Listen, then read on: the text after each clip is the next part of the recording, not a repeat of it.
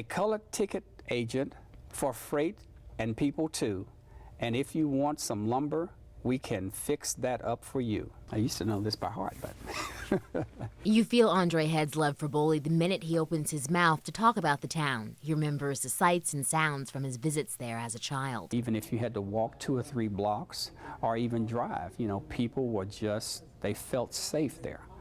It was a safe haven for African Americans at that time. He's passed his passion on to his wife, who knows the history of towns like Boley like the back of her hand. We're hoping that people will see themselves in some of these photos, that they will see their grandparents, and that they will know of the richness of their heritage. As curators for the exhibit Colored Memories, they've poured endless hours into choosing 25 photos to have digitally colorized. Most of them came from a collection that I've been collecting for about the last 20 years. The colorization is a little bit different on each one of them, but it really brings out the color and the detail. The photos date back to the 1930s and show what life was like in Boley.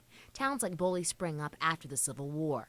The land was settled by Creek freedmen, emancipated slaves of the Creek tribe, who in time created their own communities, complete with businesses and schools. Back then in Boley, you just didn't have a lot of people being arrested. There were murders. That was just non-existent because people really got along. The Heads tell me at their height, 70 all-black towns thrived in Oklahoma, but now only 13 still exist.